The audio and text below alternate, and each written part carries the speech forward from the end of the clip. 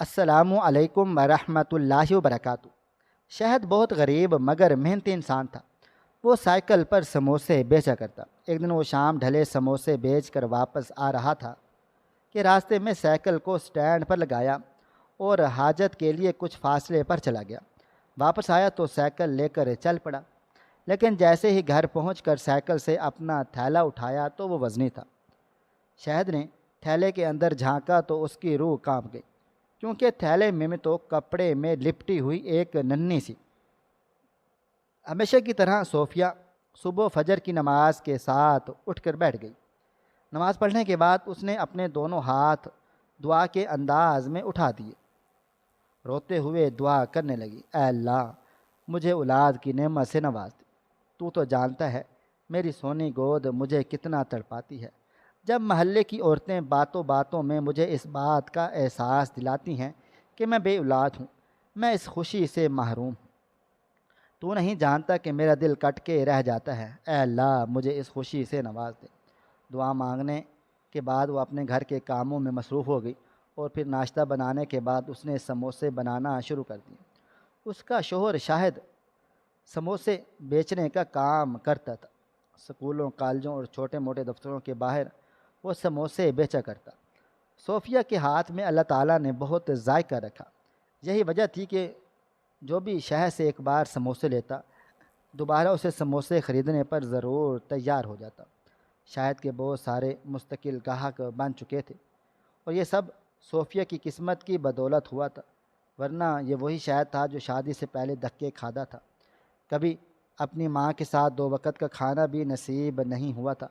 बचपन ही से मज़दूरी करने का आदी हो चुका था। बाप का साया सर से उठते ही जब घर में कमाने वाला कोई न रहा तो वो मेहनत मज़दूरी करने लगा। पढ़ाई का सिलसिला छूट गया। माँ बीमार रहती, वो जो भी कमाता माँ की बीमारी पर लग जाता। यही वजह थी कि उसकी बचपन की मोहब्बत उसकी गुर्बत के बाइस उसे छोड़कर चली गई थी। आज भी उसके दिल में फरजाना नामी औरत का बसेरा था जो उसके पास नहीं थी, मगर फिर भी उसके दिल पर राज करती थी। वो उसे हर वक्त अपने आस पास महसूस करता, क्योंकि वो फरजाना से टूट कर मोहब्बत करता था। वो समोसे अपनी मंजिल पर लेकर जाते हुए जैसे अपनी माजी में खो सा गया। पूरा दिन वो एक के बाद एक गाहक को समोसे पहुंचाता रहा और फिर जब घर वापस आने लगा तो घर के करीब ही उसके दोस्त ने उसे ज़रूरी काम से बुला लिया।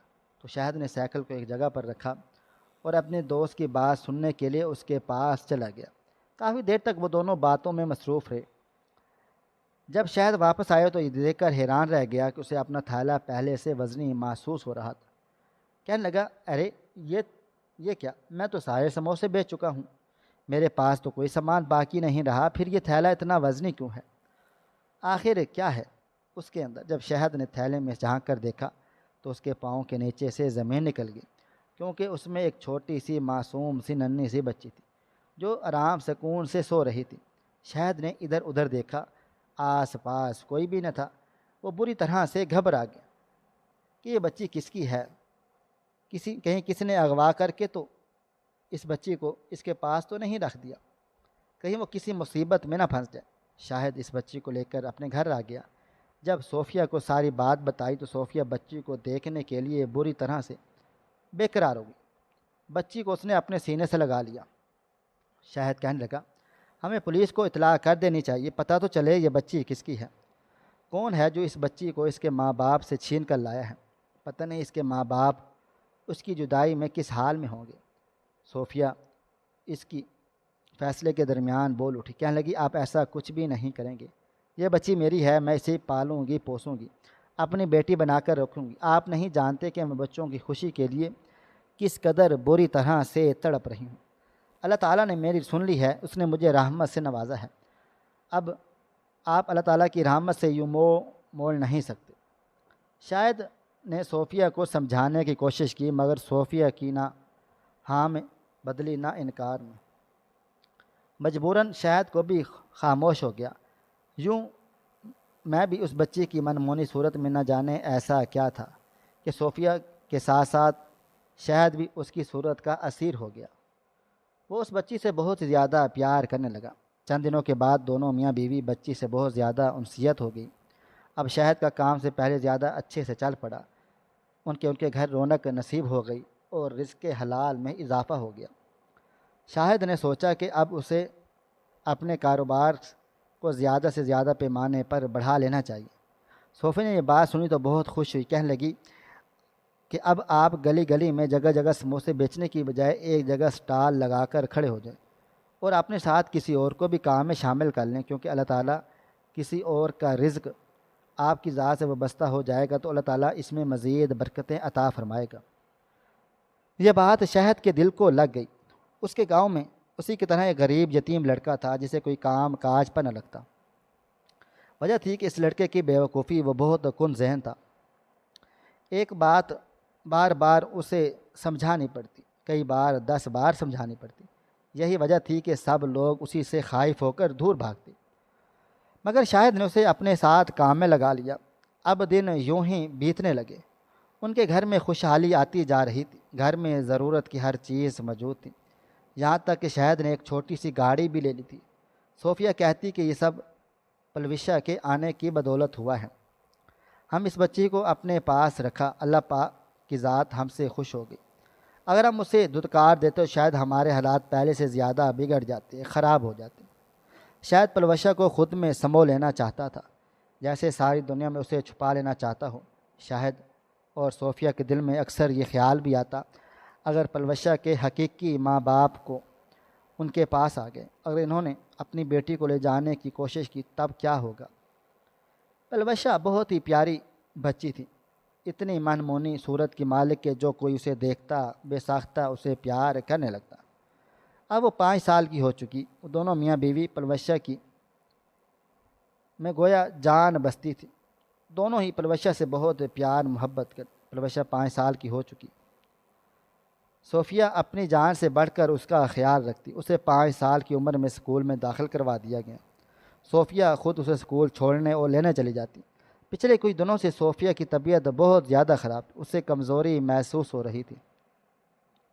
शहद ने कहा कि मैं उसे ख़ुद पलविशा को स्कूल छोड़ने और लेने जाया करूँगा। तुम्हें पलविशा की फ़िक्र करने की ज़रूरत नहीं, जब तक तुम ठीक नहीं हो जाती तब तक तुम आराम करो। उस दिन जब शहद पलविशा को स्कूल छोड़ने के बाद छुट्टी के वक्त लेने गया तो चौकीदार की बात सुनकर वो बुरी तरह से हैरान रह गया। चौकीदार कहने लगा, अरे वो तो अपनी माँ के साथ चली गई। शहद अपने दिल में सोचने लगा, मैं तो सोफ़िया को मना करके आया था कि तुम घर में आराम करो, उसने मेरी बात नहीं मानी। सोफ़िया पर शहद को बहुत गुस्सा था। जब वो घर आया तो सोफ़िया की तबीयत बहुत ज़्यादा ख़राब थी। शहद ने उसे बुरी तरह से डांटा कि तुम घर से बाहर क्यों निकली। जब सोफ़िया ने उसे बताया कि मैं कहीं भी नहीं गई थी, मैं तो समझी कि पलविशा को आप स्कूल से लेकर आए हैं, तब शहद बुरी तरह से परेशान हो गया। पलविशा फिर किसके साथ आई है? शहद ने उनसे पूछा तो कहने लगी, मैं इन्हीं आंटी के साथ हूँ जो अक्सर मुझसे मिलने के लिए आती हैं। मेरे लिए बहुत सारी चीज़ें लेकर आती हैं, मुझसे बहुत प्यार करती है। अब सोफ़िया और शहद एक दूसरे को देखने लगे कि पलविशा किसके बारे में बातें कर रही है, कौन है वो जो उससे मिलने के लिए आती है, जिसके वजूद से वो दोनों मियाँ बीवी बेखबर हैं। अब शहद को एक नई फ़िक्र नयान घेरा। वह पहले से ज़्यादा पलविशा का ख्याल रखने लगा। वो जब भी स्कूल में से लेने गया तो पता चला आज भी वही औरत पलविशा को लेकर गई है। शहद चौकीदार पर बरस पड़ा कि जब मैंने आपको मना किया है कि आप मेरे और मेरी बीवी के अलावा मेरी बेटी को किसी के साथ नहीं भेजेंगे तो ये बात आपको समझ क्यों नहीं आती। उस दिन के बाद चौकीदार ने पलविशा को किसी दूसरे के साथ भेजना छोड़ दिया। पलविशा इस बात से बहुत उदास थी। कहती कि मुझे वो आंटी बहुत अच्छी लगती हैं, मुझे बहुत प्यार करती हैं, इतनी ढेर सारी चीज़ें मुझे ला कर देती हैं। आपके मना करने के बाद अब वो स्कूल में मुझसे मिलने के लिए नहीं आती। शायद सोफ़िया से पूछने लगा कि आखिर पलविशा किस बारे में बात कर रही है, कौन है वो औरत। सोफ़िया ने लाइल्मी में इजहार करती रह गई। अब सोफ़िया की तबीयत पहले से बेहतर थी, अब वो ख़ुद पलविशा का ध्यान रख सकती। शायद ने अब अपनी तवज्जो काम पर लगा दी। वो तकरीबन उस औरत को भूल चुका था। एक दिन वो घर आया तो पलविशा के हाथ में बहुत सी प्यारी सी गुड़िया थी जिसे वो अपनी गोद में लेकर खेल रही थी। शहद ने गुड़िया के बारे में पूछा तो पलविशा खुशी से बताने लगी कि वही आंटी लेकर आई हैं जो मुझसे मिलने के लिए आती हैं, और हम नहीं जानते कि वो औरत कौन है, उसकी नीयत क्या है। अगर उसने हमारी बेटी को नुकसान पहुंचा दिया तो क्या होगा। रोज़ पलवशा खेलने के लिए घर के बाहर पार्क में जाती थी, जहां मोहल्ले के सारे बच्चे खेलते कूदते थे। पार्क में हिफाजत का ख़ास इंतज़ाम किया गया था, इसलिए छोटी उम्र के बच्चों को भी इस पार्क में कोई ख़तरा न था। और वो औरत अक्सर इस पार्क में पलवशा से मिलने के लिए आती थी। अब शाहिद ने अपने जहन में एक मंसूबा तरतीब दिया। सोफिया से कहने लगा, तुम पलवशा को अकेले पार्क जाने दो। सोफिया कहने लगी, अरे कैसी बातें कर रहे हो आप। एक तरफ तो आप मुझे मना करते हो और उसे कहना ना छोड़ो, अब मुझे आप खुद कह रहे हो कि उसे पार्क जाने दो। शाहिद ने कहा कि मेरे दिलो दिमाग में एक आइडिया है जिस पर अमल करके हम उस औरत तक पहुंच सकते हैं जो हमारी बेटी से मिलने आती है। और जैसे ही वो पलवशा के पास वो औरत पहुंची, वो जल्दी से वहां पहुंच गए। तो जल्दी से वो औरत वहां से निकल गई। शायद को उस औरत का चेहरा देखने का मौका ना मिला, ना ही गुस्से में कोई बात कर सका। शायद ने उस औरत को आवाज़ देकर रोका, मगर वो औरत बिजली की तेज़ी की तरह वहाँ से चली गई।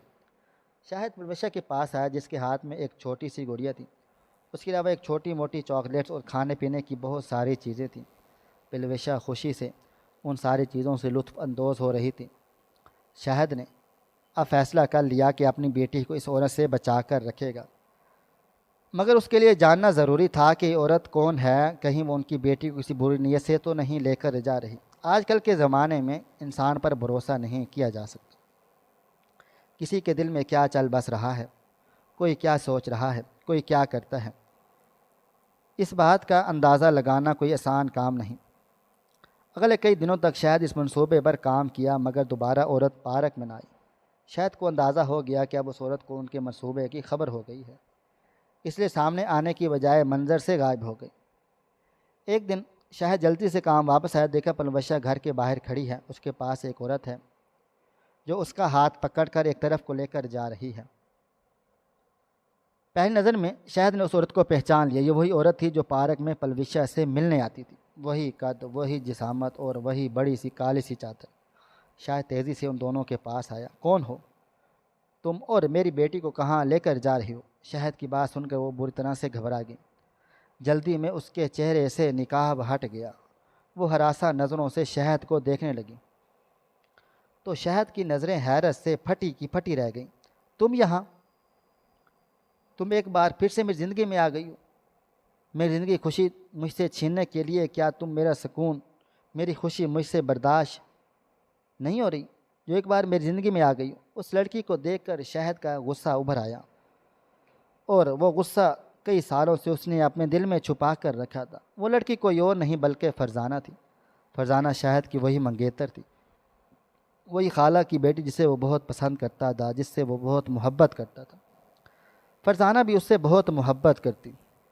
दोनों की बाहमी रजामंदी से उनकी मंगनी का फ़ैसला किया गया। कुछ सालों के बाद शादी मतवक्के थी, मगर फिर फरजाना को शहद में कमी नज़र आने लगी कि तुम एक गरीब आदमी हो, तुम मेरी ख्वाहिशात को पूरा नहीं कर सकते, तुम मुझे वो नहीं सब दे सकते जो मैं तुमसे चाहती हूँ।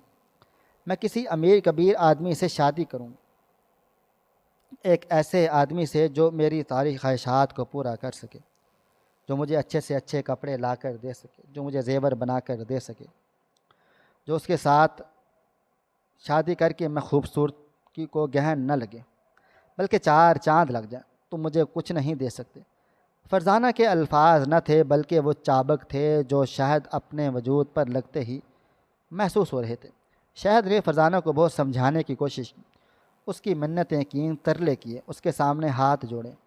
उसे कहने लगा कि तुम ये फ़ैसला नहीं कर सकती, तुम मुझे नहीं छोड़ सकती, मेरी ज़िंदगी से मत जाओ, मैं तुम्हारे बगैर मर जाऊंगा। मगर फरजाना तो जैसे संग दिल हो चुकी थी।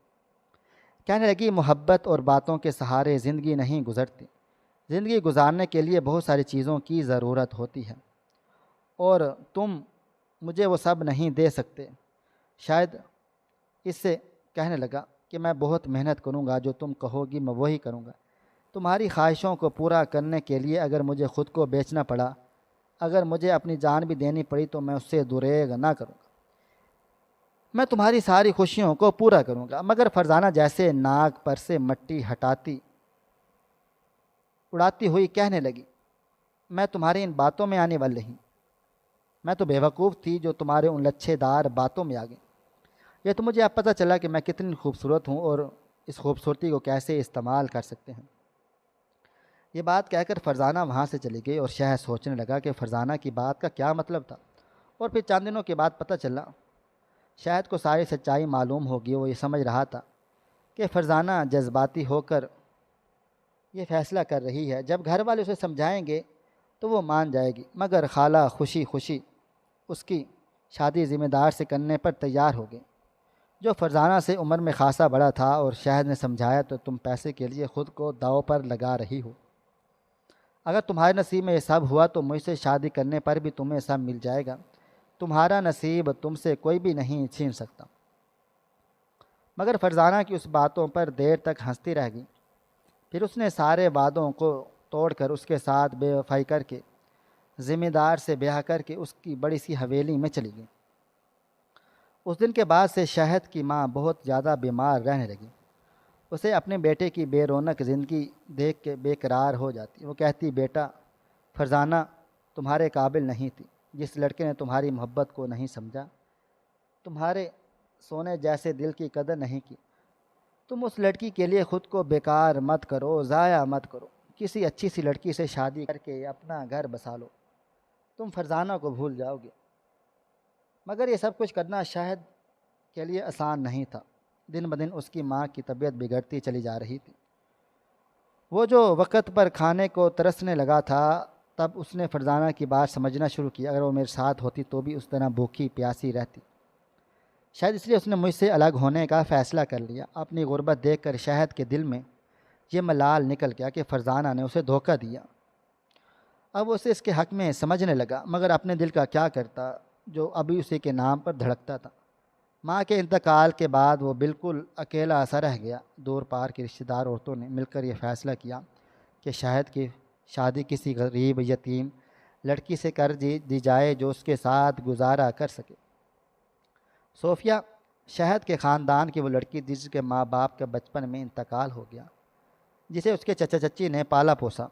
सबके कहने पर शहद ने सोफिया से शादी कर ली। वो बहुत ताबेदार सलीकामंद लड़की थी, जिसने उसे छोटे से कच्चे घर को जैसे जन्नत बना डाला।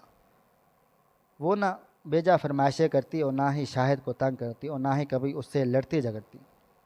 शायद अपने उस फैसले पर मुतमईन था। उसने सोबिया के मशवरे पर समोसे बनाने का काम शुरू किया, जिसमें अल्लाह ताला ने खूब बरकत डाली और दोनों मियाँ बीवी की ज़िंदगी संवर गई। मगर शादी के 5 साल के बाद वो जब दोनों औलाद की खुशी से महरूम रहे, तो सोफिया को जब महल्ले और गांव की औरतें कुरेद कुरेद कर सवाल करती तो वो बुरी तरह से रोती और तड़पती रहती।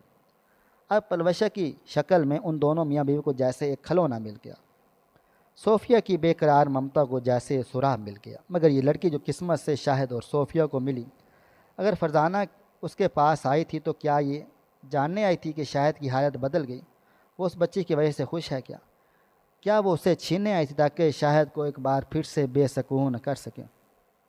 जब शाहिद उस पर चीखने चिल्लाने लगा तो फरजाना रोते हुए कहने लगी, मुझे मेरी नज़रों में इतना मत गिरा दो कि मैं अपने आप से नज़रें मिलाने के काबिल ना रहूं। तुम नहीं जानते कि मैं अपने किए पर बहुत शर्मिंदा हूँ, बहुत पछता रही हूँ। जो फ़ैसला मैंने किया वो मुझे किसी पल चैन नहीं लेने देता। शायद कहने लगा, क्या हुआ? तुमने मेरी शादी तो फ़ैसला अपनी मर्ज़ी से किया था और साथ में उसी से बहुत मोहब्बत भी करती थी। तुमने तो कहा था कि तुम्हें आज़ादी चाहिए, तुम उस आसान ज़िंदगी गुजारना चाहती हो। तुमने तो कहा था कि तुम 2 के चक्कर में ज़िंदगी नहीं गुजार सकती। अब क्या हो गया? तुम्हें तुम्हारी मर्ज़ी की ज़िंदगी मिल गई, मगर तुम क्यों रो रही हो? शाहिद का ये कहना था कि फरजाना रोने लगी। कहने लगी, तुम नहीं जानते मैं कितनी मुश्किल में हूँ। शाहिद कहने लगा, चलो ठीक है, मान लेता हूँ तुम्हारी ज़िंदगी में बहुत सी मुश्किलात हैं, मगर मुझे ये बताओ तुम्हारे मेरी बेटी का क्या लेना देना? मैंने कितनी बार ये बात नोट की है कि तुम उससे छुप कर मिलती हो। न जाने तुम क्या करना चाहती हो, तुम्हारे क्या इरादे हैं। आज मुझे सब सच सच बता दो। फरजाना ने गहरी सांस ली और कहने लगी, मैं अपनी बेटी से मिलने के लिए आती हूँ और उसकी सूरत देखने के लिए तरस जाती हूँ। जब मेरा दिल बहुत बेकरार हो जाता है तो मैं उसे देखने, उससे मिलने आ जाती हूँ।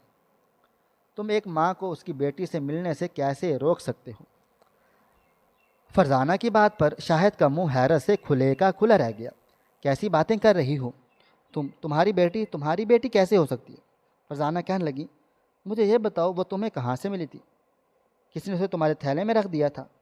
तुम उसे लेकर घर आ गए थे? ऐसे ही तुम्हारी पलवशा से मुलाकात हुई ना? अब शाहिद बुरी तरह से हैरान रह गया। ये बात तुम कैसे जानती हो? ये बात तो मेरे और सोफिया के अलावा किसी को नहीं मालूम। फरजाना कहने लगी, क्योंकि पलवशा को उस थैले में मैंने रखा था। ये मेरी बेटी है। मैंने उसे खुद जानबूझकर तुम्हारे हवाले किया, क्योंकि मैं जानती थी कि तुम एक ही हो जो इसका ख्याल रखोगे, उसकी वैसी परवरिश कर सकोगे जैसे मैं चाहती हूँ।